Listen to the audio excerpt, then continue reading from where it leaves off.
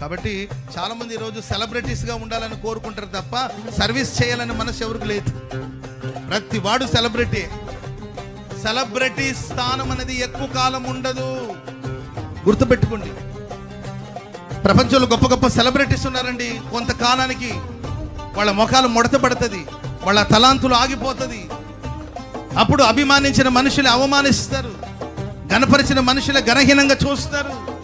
So మనం చేయవలసిన పని సెలబ్రిటీలుగా ఉండాలని కాదండి, సర్వీస్ చేయండి, సేవ చేయండి, సేవ చేయండి, సేవ చేయండి.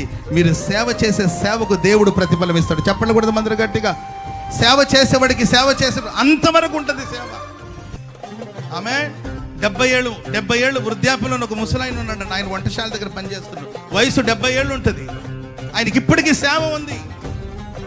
వయసు 70 ఏళ్ళు. ఒక కర్ర తీసుకుని ఆ వంటశాల దగ్గర ఆ గేటు దగ్గర నిలబడినాడు. వయసు 70 ఏళ్ళు, మండు టెండలో నిలబడినాడు. ఆయన సెలబ్రిటీ కాకపోవచ్చు, సర్వీస్ చేస్తున్నాడు, సేవ చేస్తున్నాడు, దేవునికి సేవ చేస్తున్నాడు, ప్రజలకి సేవ చేస్తున్నాడు. సెలబ్రిటీలో మహిమ కొంతకాలమే ఉంటుంది, ఆ తర్వాత తగ్గిపోతుంది.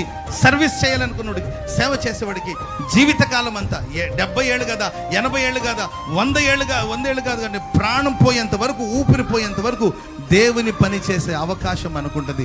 చప్పట్లు కొడుతూ దేవునికి స్తోత్రం చెప్పడం గట్టిగా.